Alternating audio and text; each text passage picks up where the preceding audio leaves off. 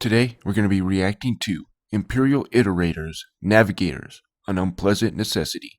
Please go support his channel, and the original video will be in the description. Thank you. Welcome to A Christian Reacts. So I do things a little bit differently on this channel. I do react, but I also bring biblical commentary that's pretty close to the Warhammer 40k lore that is on the screen. I also do a Warhammer 40k lore in the Bible series. They're in the short section on my watch page, so if you want to check those out, they're right there. Also, check out W Energy Drinks. The discount link is in the description, so that'll take you straight to the website. You can check out all the flavors. Also, check out the shakers. They're made in the USA, so it's a good way to support businesses in the USA. All right, so we're going to get into this warp-like stuff in the Bible. Now, it's darkness called darkness and the shadow of death, but it is very interesting, and you're going to see some people have a connection to it. But let's go ahead and get this started. Speculated widely over the development and nature of the Navigators' unusual talents, and many cast hints at shadowy genetic transmutation and interbreeding during the founding of the Navis Nobilite. Nice. Whatever their origins, the Navigators today are a glorious and esteemed organization, loyal to the Imperium and stalwart in their faith. The peculiar powers of the Navigators can only be preserved by intermarriage. Breeding with mundane humans eliminates the special abilities. This factor has led Darn peasants, always messing up the bloodlines. to the development of the closely related Navigator families and the Navis Nobilite as a whole. Preface. Historia et Structura Renavis Nobilite. The Imperium of man is characterized by its relentless pursuit of survival amidst the chaos and dangers of the galaxy. However, this pursuit is marred by a profound stagnation in innovation and an adherence to archaic practices that cripple humanity's progress. Central, like offering up prayers to the machine. Anyways, to this stagnation is I guess that's heresy. I should probably start running now. the perverse interpretation of scientific advancement by the Adeptus Mechanicus, and the heavy reliance on navigators who employ esoteric rituals rather than promoting genuine research and development. This essay will explore how these factors contribute to the Imperium's decline, hinder its capabilities, and ultimately threaten its very existence. At the heart of the Imperium's stagnation lies the Adeptus Mechanicus, the organization responsible for preserving and maintaining technology. The Mechanicus operates under the belief that knowledge is sacred and must be treated as such. The nerds of the Warhammer 40k universe. This has led to an obsession with the Omnissiah, a godlike figure representing tech, which in turn has fostered an environment where innovation is viewed with suspicion. I apologize. My tablet just turned off on me. I was going to bring up the warp, or not the warp, a place called the Shadow of Death. And it's a place where like these evil entities are. And I'm going to bring up the book of Adam and Eve. It's an extra biblical book, but in my opinion, it explains what happened to Satan and how this darkness overtook him. That there's this realm of light and then this realm of darkness. Kind of like Stranger Things, right? The upside down, per se. But I apologize. It's my fault. And fear. The motto, knowledge is power, is often juxtaposed with the belief that any attempt to understand or modify ancient technology is heretical. This dogma effectively shackles humanity to outdated technology and methodologies, stifling genuine progress. The reliance on a twisted interpretation of progress means that the Imperium has become increasingly dependent on relics of the past rather than creating new innovations. And Many STCs. technological advancements that once propelled humanity forward have been lost or forgotten, with the Mechanicus focusing instead on the veneration of ancient art. You know, that's one thing about relying on institutions, right? Like I always say, religion puts an institution between you and God. Instead of getting the information yourself, you have to rely on this institution that has its own biases and its own ways of wanting something from you, right? That's why you got to go and get the information yourself. You know, Jesus himself says, take heed that no man deceive you. I probably should bring that up because it's in Matthew 24. And there he says that people will come in my name saying that I am the Christ. They're saying, people get this so wrong. He's saying that people are saying that Jesus Christ is the Messiah. But it says, but they shall deceive many. Right? They're saying Jesus is, it's that same verse where it says, Lord, Lord, didn't we cast out devils in your name? And didn't we do this? And Jesus looks at him and says, I never knew you. So depart from me. Right? Because they weren't trying to follow his ways, follow the Bible, and conform to the Bible and what the Bible says. They're trying to contort the Bible into their way of thinking. But anyways, I digress on that. Artifacts.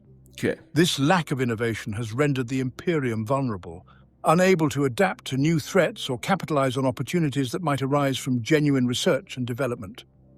Another significant aspect of the Imperium's stagnation is its dependence on navigators, a specialized group of psychic individuals who guide ships through the treacherous warp. The navigator houses, steeped in tradition and secrecy, employ bizarre rituals and archaic practices to navigate the Immaterium, relying on their unique psychic abilities rather than fostering an environment conducive to scientific exploration. The rituals performed by navigators, while effective in the short term, reflect a broader reluctance to embrace the scientific method.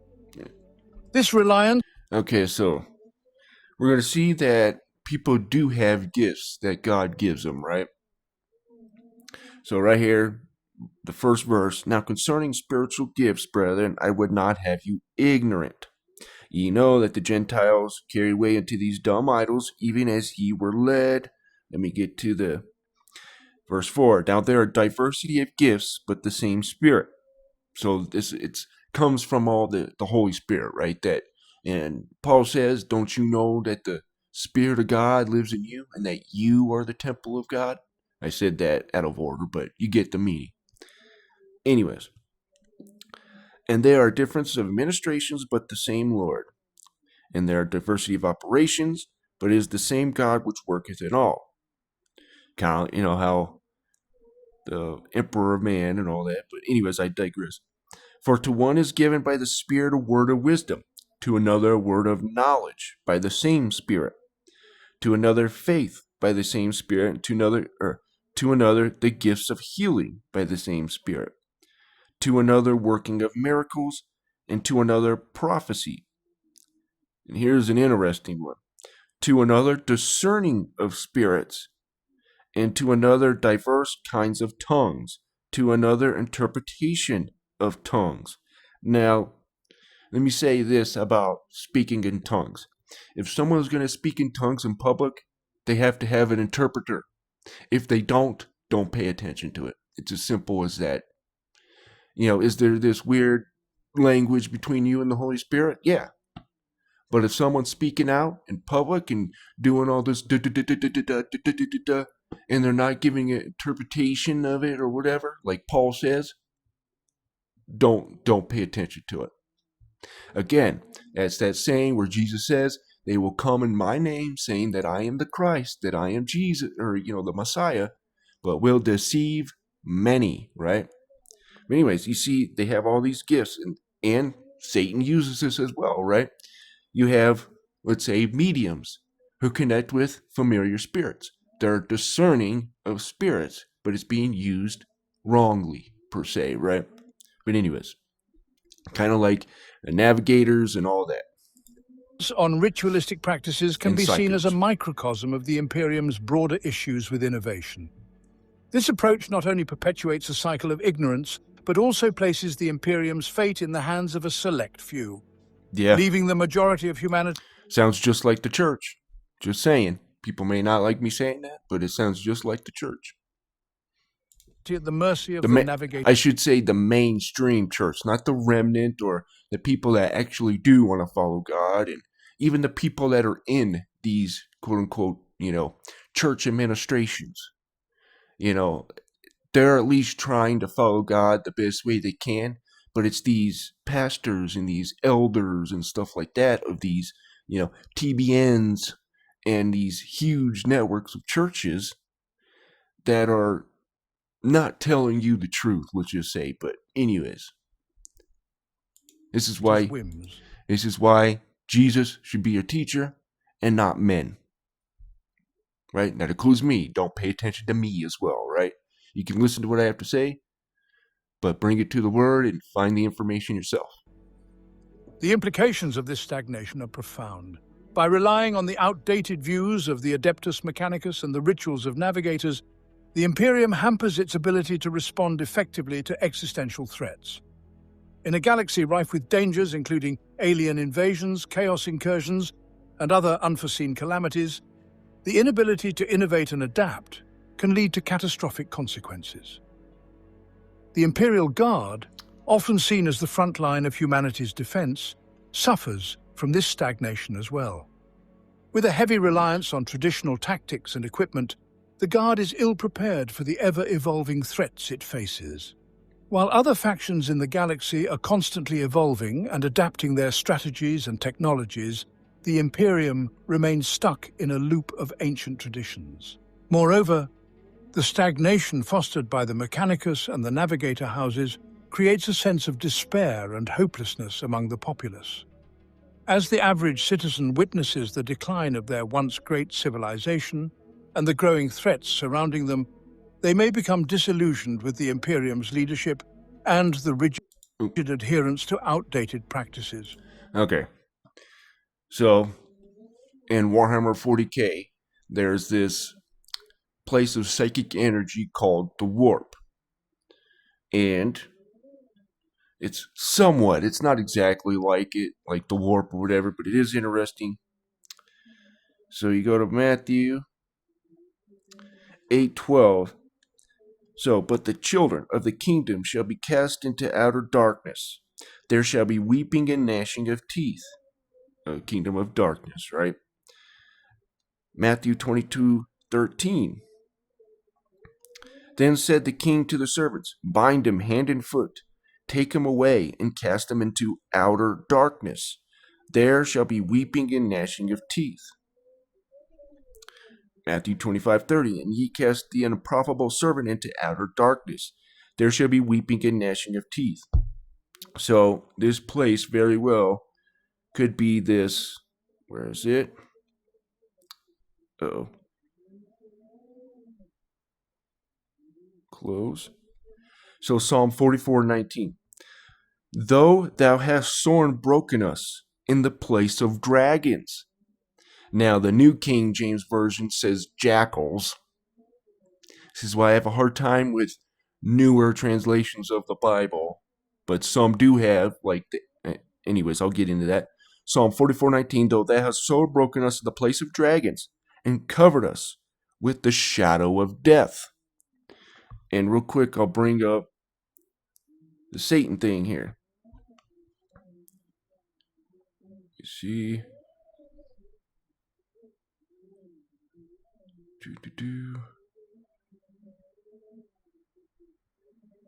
Oh, man. Let me find it. Sorry, guys. There we go. Alright, so this is the book of Adam and Eve, chapter 13. O Adam, so as long as the good angel was obedient to me, a bright light rested on him and his hosts. So this is, my opinion, Satan. But when he transgressed my commandment, Okay, never mind. Okay, and I deprived him of that bright nature, and he became dark. And when he was in the heavens, ready, in the realms of light, he knew nothing of darkness. But he transgressed, and I made him fall from heaven into earth. And it was this darkness that came over him. So it's infesting him, right? Like the warp. And probably mutating him a little bit, right? From this angel of light into this angel of darkness. So, very interesting. This discontent can lead to social unrest, further weakening the Imperium's internal cohesion. The Navis Nobilitae is an ancient organization of mutant Terran nobility that predates the establishment of the Imperium of Man by several millennia. This prestigious group consists of noble families composed entirely of human mutants known as Navigators, who possess the unique psychic capability to steer voidcraft through the perilous transdimensional currents of the warp over vast distances. The great houses of the Navis Nobilite rank among the wealthiest and most politically Get over here. Oh man, you imagine seeing that going through the warp? Yikes. influential factions within the Imperium. That was a good illustration. Navigators are not only a distinct subspecies of humanity, but also form a powerful political entity, representing all the Navigator bloodlines or houses throughout the Imperium. Members of the Navis Nobilite enjoy exemptions from numerous Imperial laws. I wonder if they, so a lot of the, let's say, blue bloods, right? Or elite, I guess you could say. They, what is that word called? They basically married within the family, right? I can't remember what it's called. Oh my goodness. But the reason why they married in the family, to keep the bloodline going and keep it pure per se, which is why you see a lot of weird looking people as kings and whatnot. But anyways, that, I don't know why I thought of that, but it is interesting. And even the Imperial Inquisition exercises caution when dealing with individual navigators due to the political clout wielded by this esteemed organization. Nevertheless, those navigators found guilty of treason, heresy, or similarly grave offenses are pursued without mercy.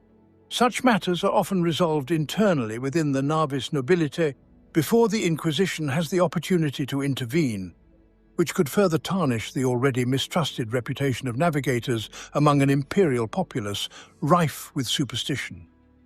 Each navigator family is tightly knit and often quite expansive, with some families forging alliances through marriage, while others engage in political and economic rivalries. Although individual navigators are not directly employed by the Imperium, every warp-capable voidcraft in service to the Imperium is equipped with at least one navigator who acts as the vessel's warp pilot. Navigators are organized into familial groups known as houses, or occasionally clans, through which the warp-eye mutation and their invaluable knowledge of warp navigation have been transmitted across generations. Thanks to their monopolistic control, ancient lineages, and granted imperial privileges, navigator families are typically both exceedingly affluent and influential, with their reach extending throughout the Imperium. Their sway over interstellar trade and commerce surpasses that of any other faction in the human-dominated galaxy. Most crucially, they possess an emperor-bestowed right to govern their own affairs autonomously, thus rendering them largely exempt from the laws and authority of the Imperium, save for instances of overt rebellion or treachery. So this is interesting here. So this is about chariots of fire and how this portal comes up and takes Elijah. But anyways, 2 Kings 2:11, and it came to pass, as they still went on and talked, that behold, there appeared a chariot of fire, and horses of fire, and parted them both asunder, and Elijah went up in a whirlwind into heaven.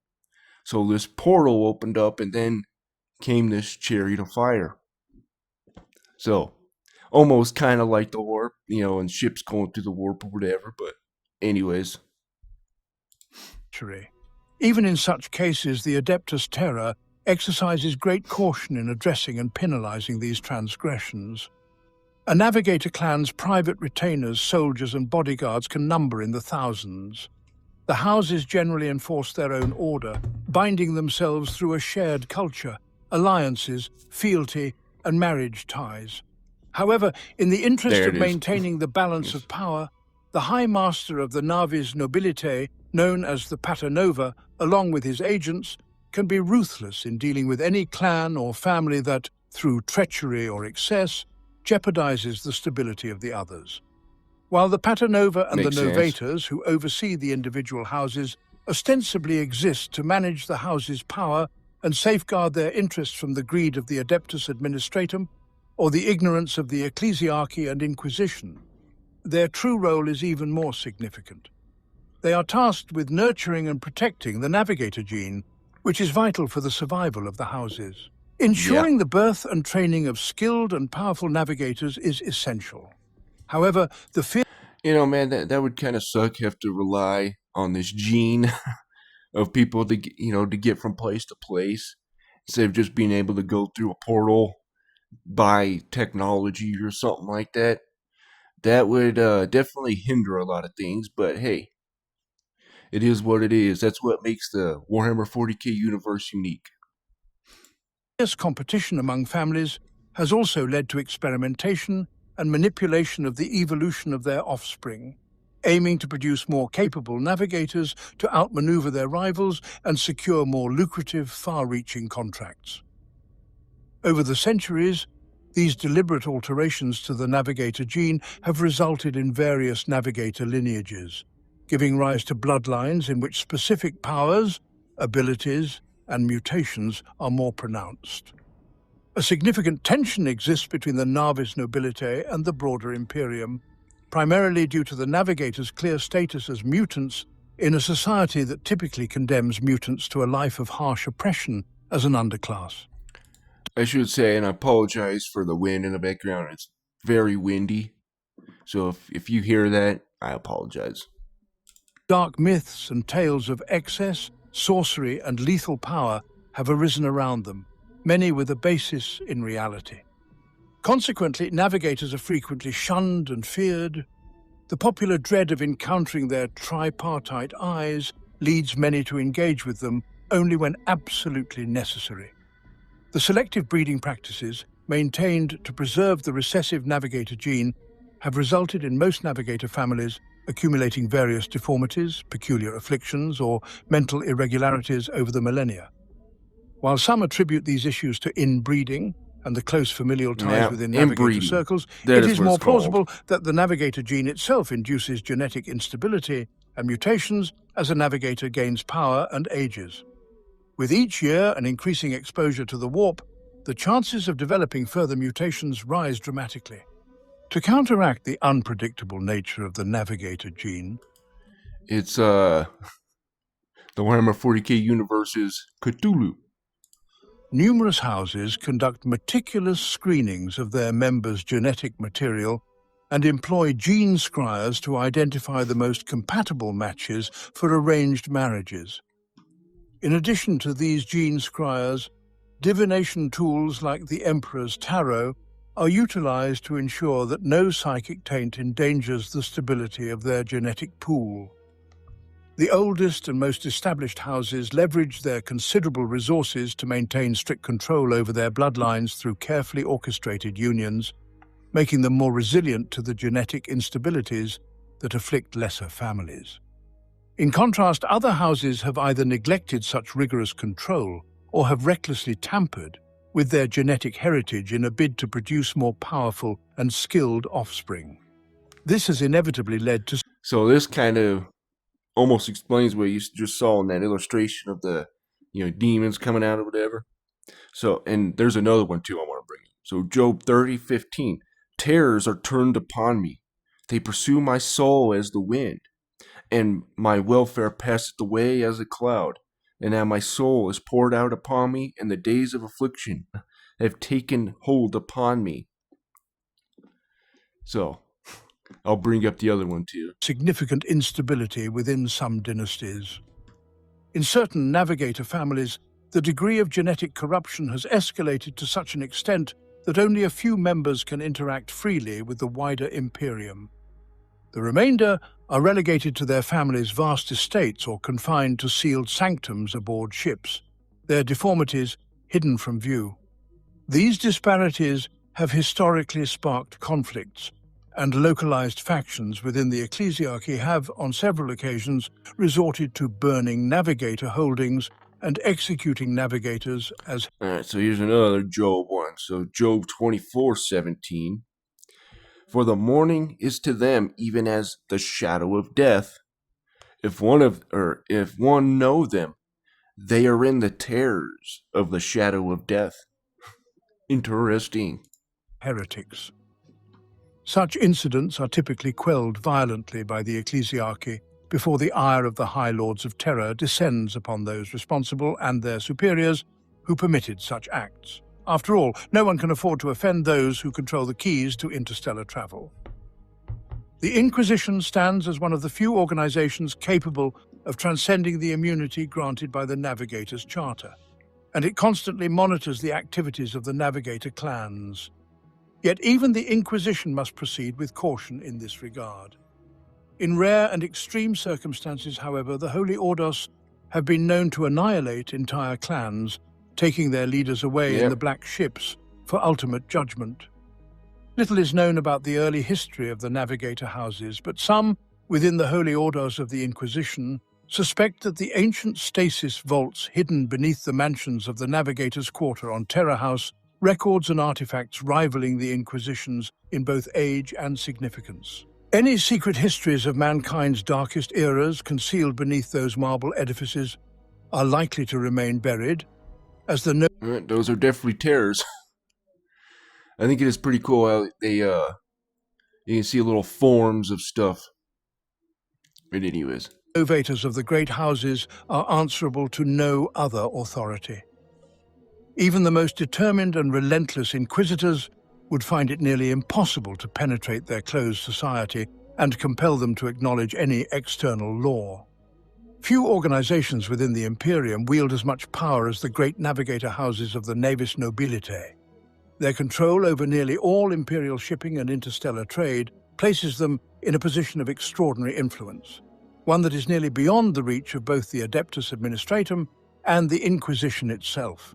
This position of power has been ruthlessly exploited by the great houses over the millennia, allowing them to amass immense wealth and sway.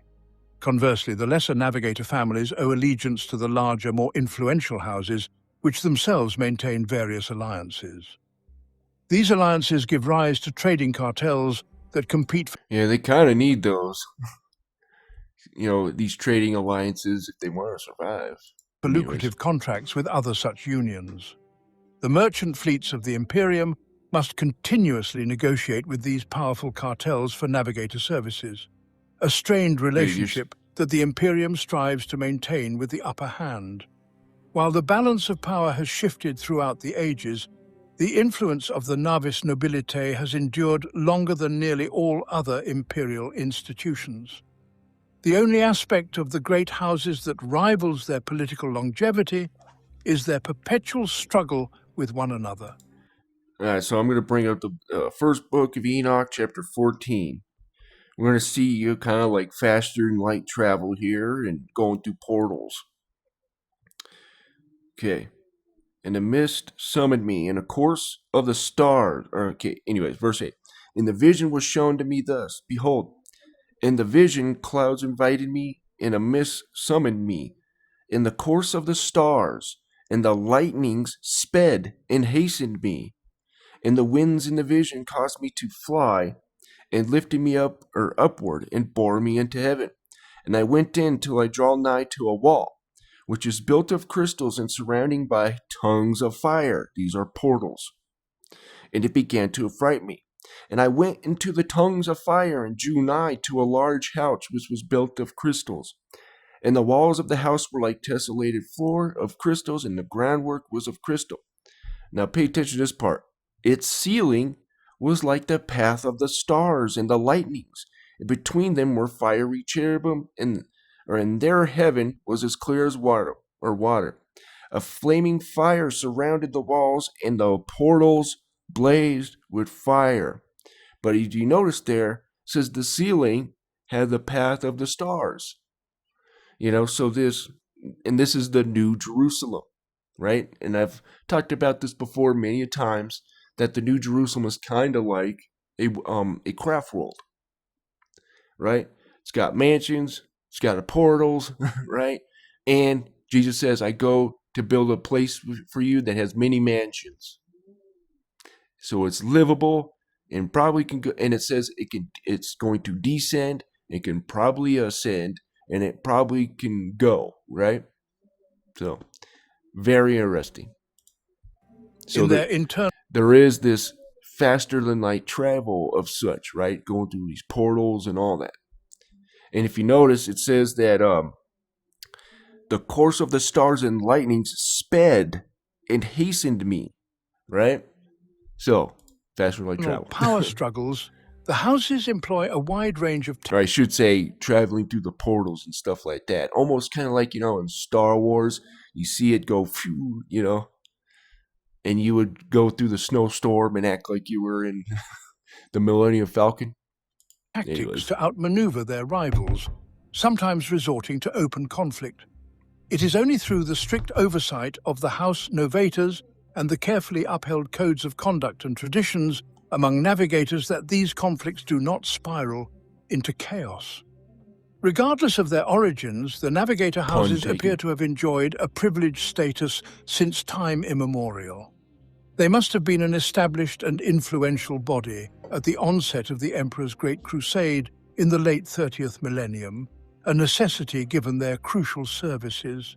Without the navigators to guide each expeditionary fleet, the Great Crusade would have taken millennia to complete, rather than the brief 2 Terran centuries it actually spanned before the catastrophic events of the Horus Heresy plunged the nascent Imperium into a galaxy-wide civil war. It is reasonable to presume that several houses succumbed to the insidious deceptions of the War Master Horus, as it would not have been possible for him to deploy his fleets with such speed and cunning otherwise.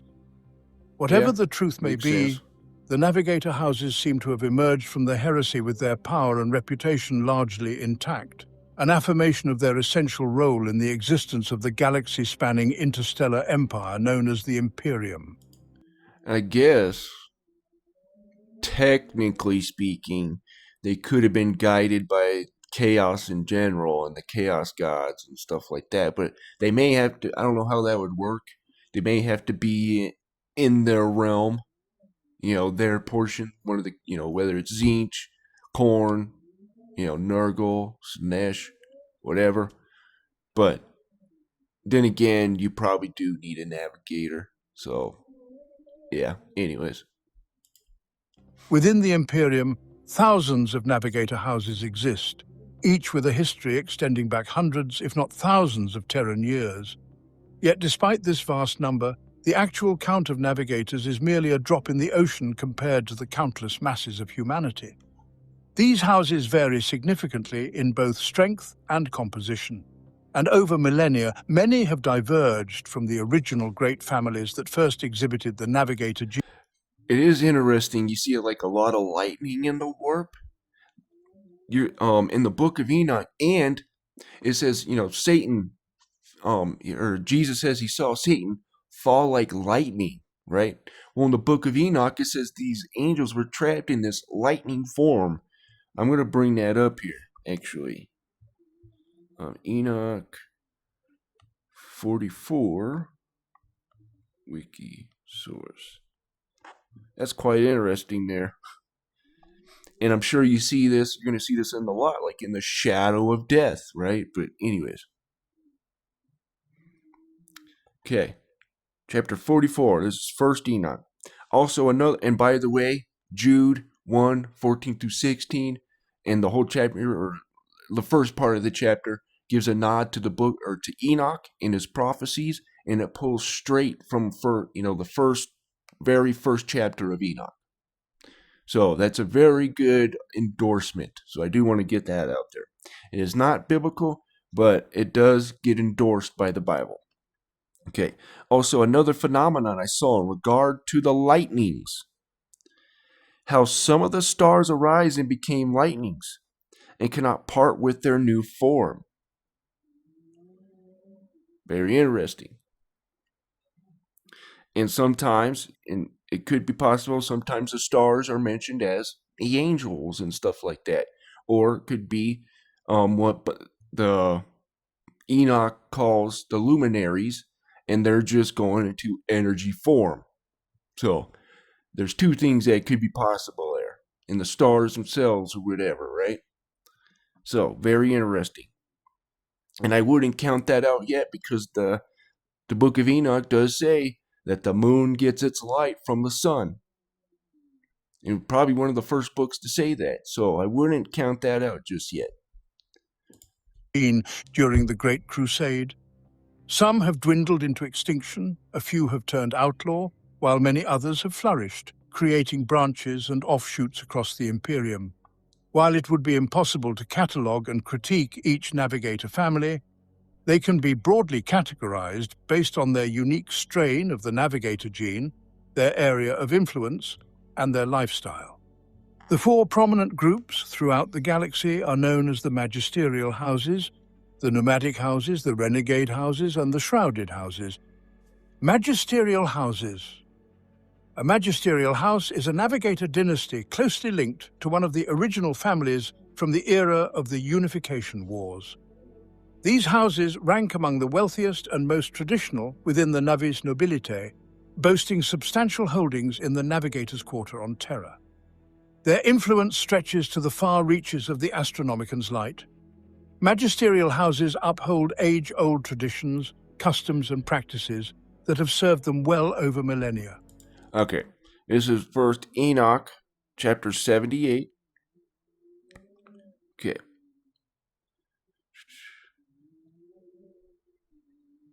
Oh, wait. Verse 10, sorry. And, where is it? And Uriel showed me another law. When light is transferred to the moon, on which side it is transferred to her by the sun. Okay. Anyways. They excel in traditional navigator crafts and have greater control over the malign. And again, Jude gives a nod to the Book of Enoch, which was around Jesus' time, so the Book of Enoch is at least before Jude. Anyways, I digress. Mutations that often afflict those with the navigator gene. Being part of a magisterial house signifies a steadfast awareness of one's blood purity and the ancient power and nobility of one's lineage.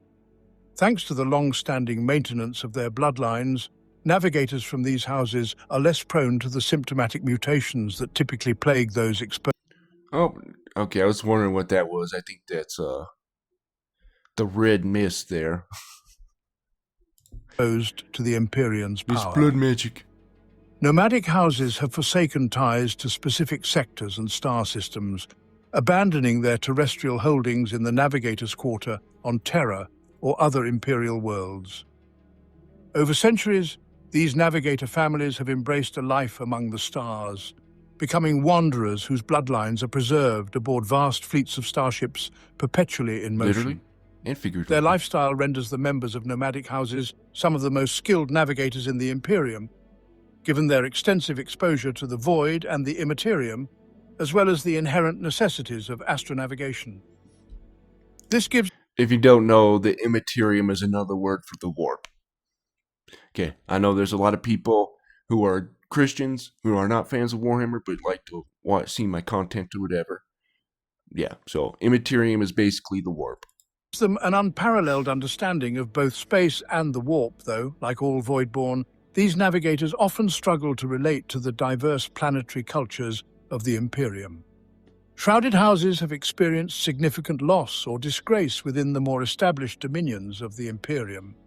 They have chosen to relocate their power base to the fringes of known space, clinging to the faint remnants of their former status and influence. While they may possess rich skills, knowledge, or lore, something in their past has tarnished their reputation, reducing them to a state so distant from their once illustrious position that they are often derisively referred to as beggar houses by their more fortunate, albeit less polite, counterparts. A navigator from a shrouded house is part of a fallen bloodline, striving to rise again and defy those who once cast them down, or so they are told by their elders. This decline has compelled... Yeah, I was trying to find shapes, but yeah. I guess this looks like a little sperm, huh? But anyways. Shrouded houses to the fringes of the Imperium, fostering a cunning and opportunistic mindset alongside skills often absent in more complacent families. As a result, these navigators tend to be far more resourceful than their well-established kin, with their warp eyes becoming increasingly perceptive. Renegade houses embody the great house. The warp eye and stuff is akin to having the third eye open and stuff like that, right? But anyways. houses that have completely abandoned the traditions and ancient practices of the Navigator families in their pursuit of power. They may also have been cast out by the Navis Nobilitae, leading to their exile. Heavily involved in altering the genes. So this is kind of what, not everybody, but a lot of these people, they open up that third eye and the pineal gland, but this is what? So Isaiah 29:15, woe unto them that seek the deep, to hide their counsel from the Lord, and their works are in the dark, and they say, who seeth us? Who knoweth us? So they're connecting to the dark here, to this deep character, right? And let's see. You seek the deep.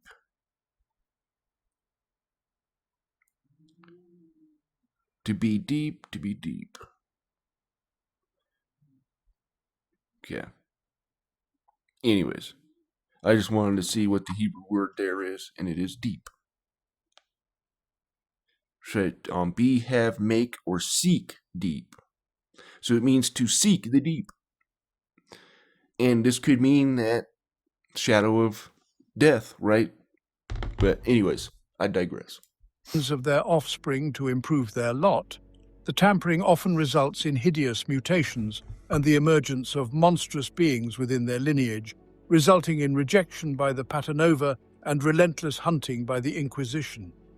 Nevertheless, some renegade houses have inadvertently birthed new strains of the Navigator gene, creating families with unique abilities and formidable powers.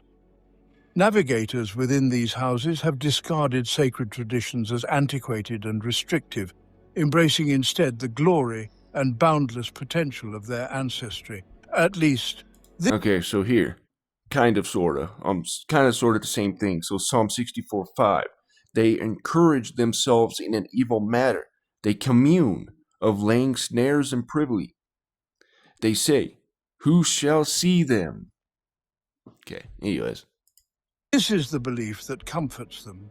Whispers suggest that frontier regions such as the Coronus Expanse in the Segmentum Obscurus harbor several renegade houses, including the secretive Gazmati and the notorious Nostromo. The Navigator houses hold immense significance for the Imperium's welfare. Having amassed considerable wealth and influence over the centuries, the Navis Nobilitae can trace its origins back to ancient times, and since then, these houses have accumulated staggering riches. Every void ship traversing the warp routes of the Imperium and beyond employs at least one navigator, often a whole cadre, to safely guide it through the treacherous immaterium. The wealth accrued from this vital function enables the Navis Nobilitae to further expand its fortunes. Few, if any, apart from the Paternova, the most senior patriarch or matriarch among the great houses, truly comprehend the vast wealth wielded by the Navis Nobilitae. Their influence extends well beyond mere material riches. Navigators are known to have interests in various organizations throughout the I don't know if I brought this up or not. I may have forgot to bring this up, but this is Job. This is about the shadow of darkness. So Job 10:21 through 22. Before I go, whence shall I not return? Even to the land of darkness and the shadow of death, a land of darkness, as darkness itself, and of the shadow of death, without any order, and where the light is as darkness. So this is kind of like the warp. I can't believe I forgot. I think I forgot to bring that up. Oh well. Anyways, and I kind of want to bring up something too, where connecting yourself with this shadow of death, right, brings on this chains. It says like chains of iron, like this prison sort of thing, right? Like Satan. What happened to Satan? This darkness came over him, right? But anyways, I digress. Imperium. Many maintain close ties with rogue trader dynasties, the Adeptus Mechanicus, and even the esteemed chapters of the Adeptus Astartes. The Navigator houses frequently act as sponsors and investors in ambitious ventures, particularly... Okay, I found it. I'm sorry. But anyways, Psalm 107:10, or yeah, well,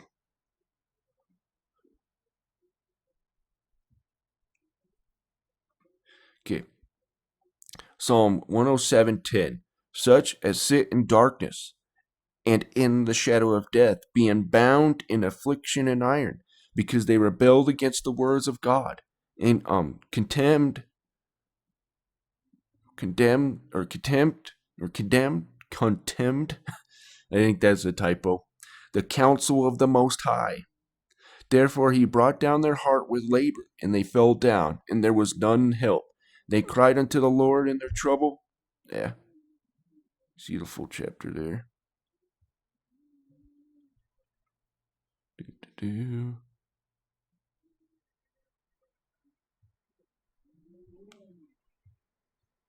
They cried unto the Lord in their trouble, and saved them out of their distress. He brought them out of darkness and the shadow of death, and brake their bands asunder. Oh, that men would praise the Lord for his goodness and for his wonderful works to the children of men. So, interesting. Those led by powerful rogue traders. As these traders rely on navigators to chart new warp routes, the Navis Nobilitae benefits doubly, refining their own navigational charts while contributing to the Imperium's expansion. Despite their immense wealth, the navigator houses do not typically exhibit the overt power structures common to other Imperial institutions. Unlike rogue traders and chartist captains, they do not command fleets adorned with their livery, nor do they operate their own trading hubs or industrial complexes. Instead, they maintain partial stakes in a wide array of such endeavors, and the influence of the Navis Nobilitae is often discreetly concealed. Navigators, and they probably get to have the tippiest top of the hive cities. Yep. generally do While the peasants get to live in the underhive. not maintain large standing armies. However, many houses employ a cadre of highly trained, well-equipped, and occasionally genetically enhanced household troops fiercely I was going to say, you know what they say about septum rings, but that's not a septum ring. Anyways, kind of close, I guess. loyal Not to their really. bloodline. When circumstances demand, Oh, she does got the little lip ring, though. Uh-oh. these houses tap into their substantial wealth to hire the finest mercenary forces available. With adequate forewarning of an impending conflict, they can assemble composite armies that rival the size and resources of orbiting Imperial defense forces. What the navigator houses do possess are splendid palaces, exquisite estates, and breathtaking pleasure gardens that defy imagination. Most of these are situated far from the scrutiny of the average citizen of the Imperium, though they maintain more functional, albeit lavishly appointed chancelleries in Vegas. major starports and planetary capitals. From the outside, even the most modest Navis Nobility palace is likely a grand edifice, adorned with marble and crafted by the era's most skilled sculptors. Towering spires pierce the sky, and gleaming domes Yep. suggest the unimaginable wealth I knew contained it. within. Yet casual observers may overlook the concealed defenses, including automated weapon turrets and formidable void shields. Within these walls, every visible surface gleams with gilded metal leaf or is draped in sumptuous fabrics. The domes house extensive libraries filled with ancient tomes, lavish ballrooms, serene gardens, and luxurious harems. Lumens crafted from rare gemstones illuminate dining halls capable of hosting thousands, while rows of liveried attendants stand ready to serve. An army of servants caters to every whim of their masters, while the lower levels buzz with activity as highly skilled cuisiniers prepare exquisite delicacies sourced from across the Imperium. Beneath these bustling servant quarters lies a much darker reality. In fortified and warded dungeons reside those offspring of the Navis Nobilitae doomed never to navigate a starship through the turbulent sea of souls. These genetic outcasts, the product of millennia of intermarriage and genetic The terrors that are in the shadow of death. manipulation, exist as mindless, grotesque beings that scarcely resemble anything birthed by a human womb. Many of these wretches are dispatched soon after birth, while others are kept alive for study, allowing the house genitors to learn from these failures in hopes of avoiding similar mistakes in future generations. Just as the lowest levels conceal those the navigator houses wish to keep from prying eyes, Certain areas are reserved solely for the highest-ranking members of the house. As a navigator ages, and their body succumbs to the genetic affliction linked to their bloodline and exposure to the warp, they often withdraw from their kin and isolate themselves from the outside world. Although their cognitive faculties and navigational abilities remain intact, they continue to enjoy the luxury their status affords, albeit in their private chambers, attended only by their personal staff of servants, guards, and chirurgeons. Should their mind fall victim to the navigator's genetic curse, their fate is to descend to the depths of their own palace, joining the other abominable monstrosities of their lineage. The Novator serves as the patriarch or matriarch of a navigator house, embodying the figurative and often biological parent of the family. This role entails the responsibility of maintaining the family's unity and overseeing its fortunes, forging new contracts and connections while fiercely protecting existing ones. Above the numerous Novators stands the Paternova, the supreme head of all the navigator houses within the Imperium. Seated on a throne in the ancient palace of the Navigators on Terra, the Paternova shapes the fate of these houses, ensuring their continued prominence. I think I would like to have this as my wallpaper. That does look pretty cool. And then you could see all the outlinings of these entities and the Sea of Souls, right? That is pretty cool. In the human-settled galaxy. Although the leaders of the great houses are collectively referred to as Novators, each house may designate its own unique title for its leader. Typically, a Novator is selected from the ruling branch of the family, chosen by a council of elders based on merit or hereditary rights. While the Novator governs the clan's affairs and makes critical decisions and alliances, the elders would be nice if we hired based on merit nowadays. Qualifications. But anyways, subtly influence the lineage and ultimately decide on the selection of a new Novator. Despite it usually goes who you know, not your talent, unfortunately. When you get through the business world, like many have, and you start to learn that it's about who you know, not how talented you are. But anyways, their lavish lifestyles, these venerable navigators, often marred by grotesque mutations, wield considerable influence during pivotal moments for the clan. To ensure stability within the Navis Nobilitae, the Novators of major houses maintain direct communication with one another, whether in times of peace or during trade disputes. Utilizing a specialized encrypted communication system known as the Novata Cortex, the heads of the navigator houses can contact one another instantly, provided the network is operational within the given star system or sector. This system allows them to negotiate and resolve disputes, discuss betrothals, and collaborate to address any issues with civility. The Paternova is the foremost leader, possessing unmatched psychic and political power among all navigators within the Navis Nobilitae. Residing in the Palace of the Navigators, which dominates the heart of the Navigators' quarter on Terra, the Paternova never departs from this grand edifice. The staff, soldiers, and retainers of the palace are drawn exclusively from the Paternova's house and are replaced upon the ascension of a new Paternova. The chief attendant of a Paternova is the Paternoval envoy, who often serves as one of the High Lords of Terra, advocating for the interests of the Navis Nobilitae within the Senatorum Imperialis. If anyone knows the secrets surrounding the Navigator's origins in the ancient annals of humanity, it is undoubtedly the noble who ascends to the role of Paternova. One of the Paternova's most significant functions is their ability to enhance the warp sense of other navigators, a phenomenon stemming from the extreme mutations they endure during their rise from... I can't remember, but I guess it can't be like the orcs, where the more of them there are, the more powerful. So they kind of are. That's why the walls are so devastating. But isn't there? I don't know if it's in the Warhammer 40k universe or not. but probably not. At least, the orcs, yeah, but there's something where like the more they get together, the more powerful they are. Darn it. My brain sucks sometimes. But anyways,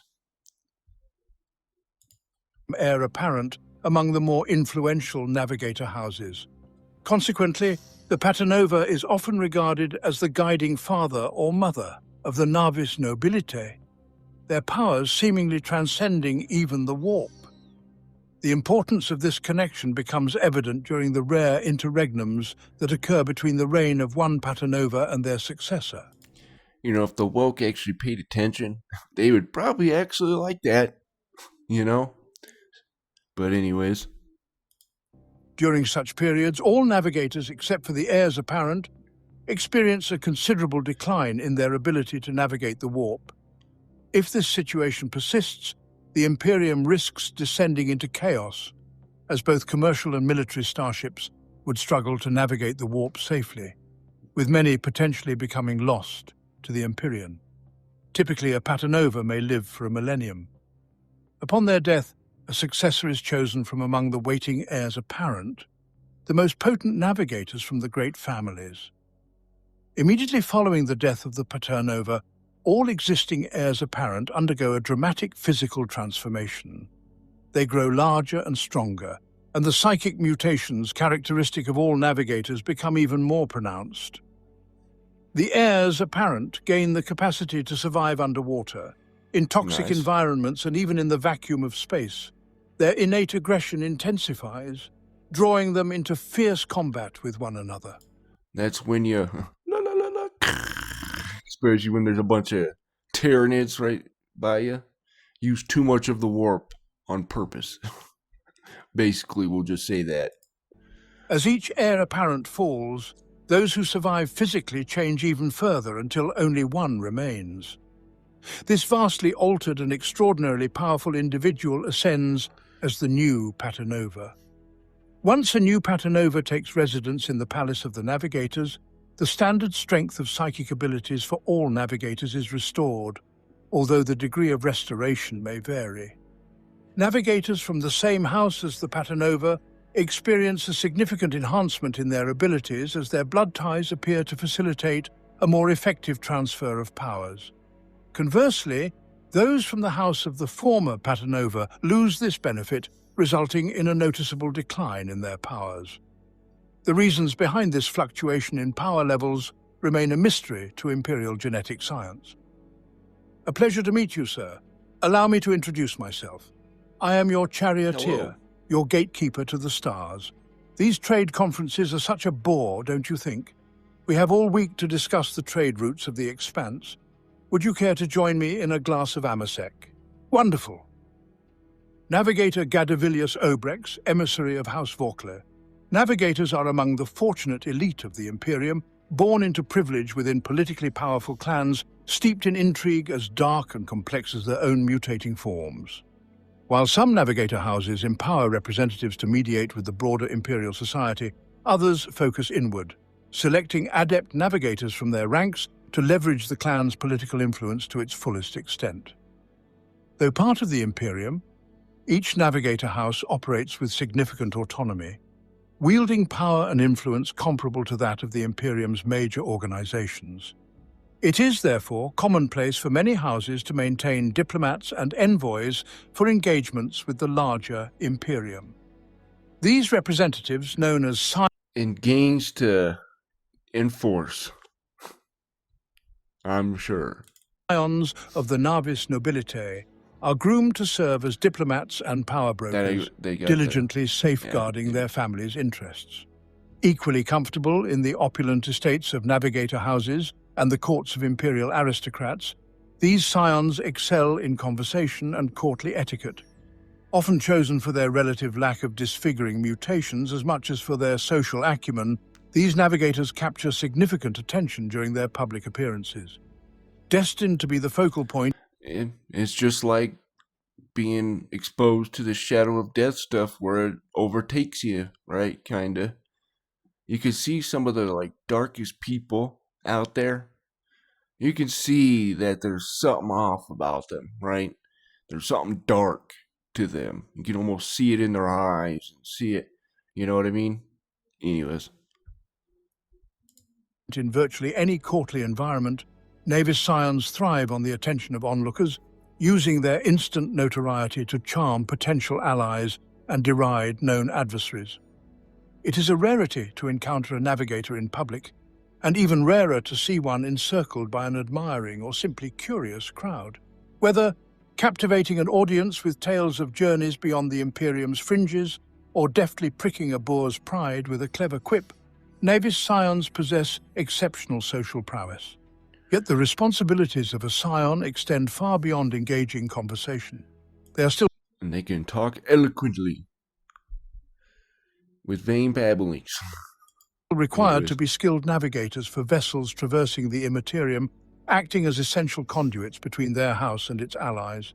Their role encompasses seeking out new clientele and ensuring that existing allies are committed to the best interests of the house. The imposing presence of a full-blooded navigator can swiftly tip the scales of trade negotiations. Similarly, adversaries of the Navis nobilitae must tread carefully when a Navis scion enters the court. For wielding the political and economic Yeah, you probably got to be on your P's and Q's when you get a scion to play. Ugh. might of their house, they command both fear and respect. The extensive education and political acumen of Navis scions render them invaluable companions. In their line of duty, many scions become trusted advisors to rogue traders, admirals of the Imperial Navy, and other high-ranking Imperial officials who value their expertise and lineage. Numerous Imperial nobles seek the counsel of a scion for matters concerning politics, trade, or even personal issues. While the rumor that a navigator's third eye can foresee the future is only partially true, it does not deter most scions from acting as psychic advisors, fully aware. I'm guessing these are the people that don't have to suffer the consequences of their actions. So there's probably some, let's just say, brats, I'm guessing. There's probably a lot of them.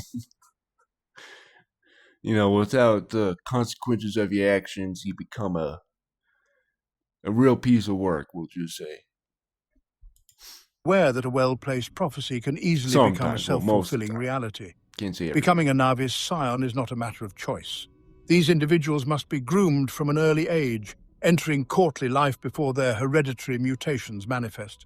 Consequently, the highly public lives and exotic, almost inhuman beauty of many Navis scions lead others to dismiss tales of grotesquely deformed navigators as mere fables crafted by the houses to intimidate rivals.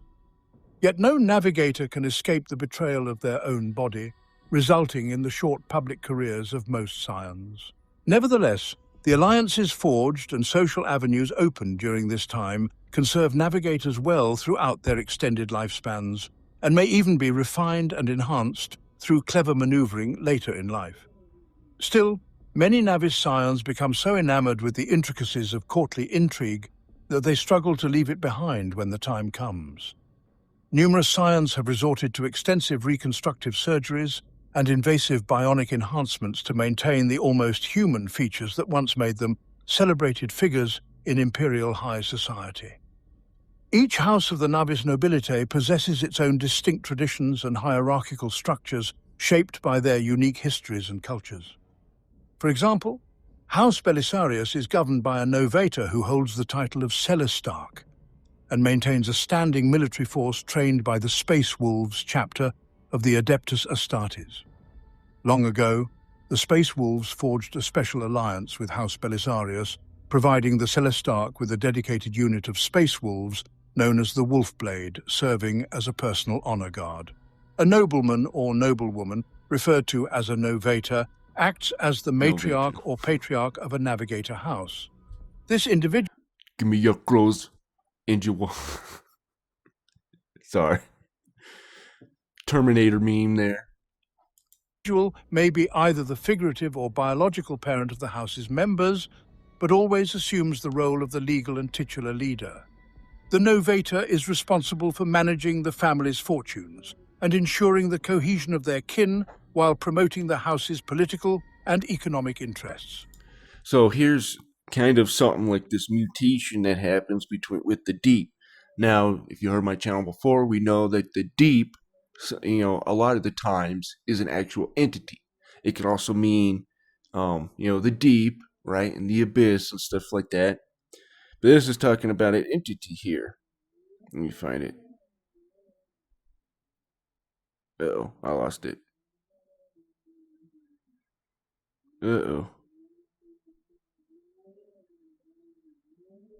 Where was it?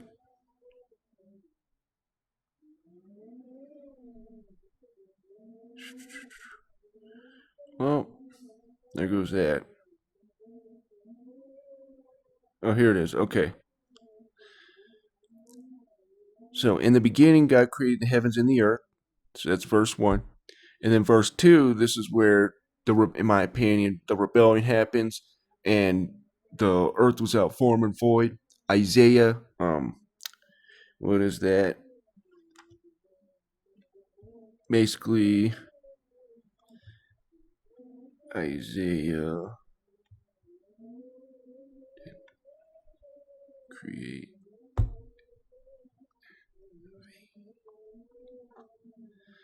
So the word there that's with the or form and void, right, is tohu, wabohu. Well, right. So Isaiah 45:18. For thus saith the Lord that created the heavens, God himself that formed the earth and made it. He established it. He created it not tohu. But yet, in Genesis 2, it's saying that the earth is tohu. Right? Without form and void. He was right, and he formed it to be inhabited. I am the Lord, there is none else. Okay. So let's go back to that, wherever it is. Right. Why does it keep doing that? Okay. So in the beginning, God created the heaven and the earth, but then this rebellion happens with Lucifer and Satan, right? And the earth was without form and void, and darkness was upon the face of the deep. Let's go. Hold on. I want to show you that this deep is an actual entity. Genesis 1, 2. So this darkness, this says this darkness was upon the face of the deep. And if you look at the Norse goddess Hela, half her face is darkened. And it's transformed, right? Because of this mutation thing, right? Of this darkness. Okay. Oh, no, that ain't it. That's not the one I wanted. Here we go. Okay. In the face of the deep.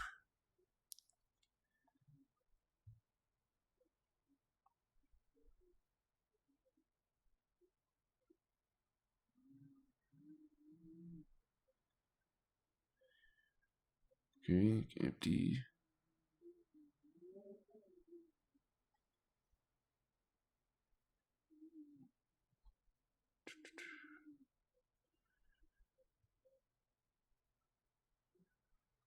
But anyways, sorry. This entity, I'll show you here real quick that it is an entity.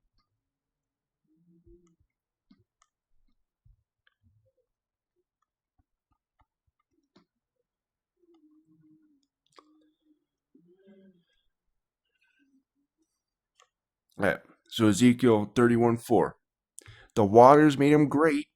The deep sent him up on high with her rivers running around his plants. Sent out her little rivers to all the trees of the field. So this deep is this entity. So this is the same word tome, right? It says deep, sea, abyss, whatever, but we see it's a her, and it's the same word in Genesis 1:2, tome, for the deep. But we see that it's an entity. So the waters made him great, the deep sent him up on high with her rivers, running about his plants, and sent out her little rivers into all the trees of the field. What's interesting, to the Norse goddess Hela again. There's in Niflheim or Helheim. I don't know it's either Niflheim or Helheim. I've seen it both called for some reason, so I'm not 100% sure on that. But anyways, there's a well there called Verglamer, or I think that's how you say it. And there's rivers coming out from it. So, very interesting. So it's the deep is this entity or the same as Tiamat, right? This Leviathan. We see it in the book of Enoch too. That it says he separated Leviathan and Behemoth. But anyways, and the Leviathan was female. This includes securing trade contracts and meticulously safeguarding the profitable enterprises already under their control. The stringent regulations enforced by a novator combined with the Imperium's legal navigator codes help prevent catastrophic economic and military conflicts from erupting between the navigator houses. At the apex of the hierarchy among the various novators resides the Pater Nova. Okay. So here. So this is First Enoch chapter 60, verse 7 here. It's somewhat fragmented, but and on that day were two monsters parted, a female monster named Leviathan, to dwell in the abyss of the ocean or the fountains of the waters. So this the word tome is kind of like, an overarching, an umbrella term that can mean a couple different things. But in this case, it's talking about this entity, right? Or this Leviathan. But anyways, I digress. Powerful noble who oversees the fortunes of the navigators as part of the imperial elite. The most frequent disputes involving the navis nobilitae arise between the various navigator houses. Each family's power and wealth hinge on the trade it can command, the contracts and commitments it holds with various imperial mercantile organizations, and the navigational routes its navigators can chart. These elements are fiercely contested, often becoming the focal point for campaigns of espionage, violence, and assassination. Such conflicts can inflict significant damage on the Imperium's infrastructure, frequently occurring without the knowledge of other human nobility or imperial authorities until... Can't be a noble without, assassination, if you know what I'm saying. The repercussions are dire. Historically, this damage has been mitigated through the formal declaration of a trade war, as per the ancient Navigator Convention. Once a trade war is declared, all involved navigator houses are permitted to employ military and covert methods against their rivals. According to the convention, those outside the participating navigator houses should remain unaffected by the conflict. However, in practice, subsidiaries, allies, and associates of the houses embroiled in a trade war often find themselves inadvertently entangled in the hostilities. While a trade war is intended to regulate and contain competition among the navigator houses, many operate outside the boundaries of an officially declared trade war. Such illicit actions frequently involve intermediaries, assassination guilds, or hired mercenary armies, sometimes even enlisting xenos like orcs or Kroot. I thank you for this lavish meal and for all of your hospitality this evening. As such, I most deeply regret, that I must put forth this filthy accusation of duplicity against your most illustrious house. I'm afraid that nothing short of a challenge to a duel of honor will sate my house now. You have until Scarus eclipses the banner star to select the champion who will most certainly exonerate you. Aristide de Balafair, before his 23rd victorious honor duel. Definitely can't do it themselves, though, right? Navigator houses operate as highly secretive and fiercely competitive entities, closely guarding their knowledge of safe warp routes from one another. The prosperity and renown of a house hinge on its ability to expertly navigate vessels through the tumultuous warp, and the reputation it cultivates in doing so. A house's stature directly correlates with the influence and wealth of its clientele. Entities such as the Navis Imperialis, the Space Marine chapters, rogue traders, and various imperial organizations actively seek the services of the most reputable houses. The reputation of each house is built upon the meticulously recorded warp route charts it has compiled over millennia, and these charts are zealously protected from rival houses. To safeguard their invaluable data, many houses deploy entire private armies and sophisticated servitor security systems deep within their headquarters. Despite these precautions, individuals and organizations occasionally attempt to pilfer from rival groups, although successful thefts are rare. Many houses employ agents skilled in the arts of subterfuge to mitigate these risks. Rival houses also engage in more insidious tactics to undermine one another. In the opulent palaces and courts of the upper echelons of Imperial society, whispered rumors and insinuations of dark secrets can devastate one Navigator house while elevating another. The tarnished reputation of a single Navigator can cast a shadow over their entire bloodline. In some instances, when subtle machinations and clandestine conflicts prove insufficient, one Navigator house may publicly challenge another. In certain regions, particularly the Calixis sector and the Coronis expanse, this often manifests as Navigator duels, contests between two significant entities settled by individual champions.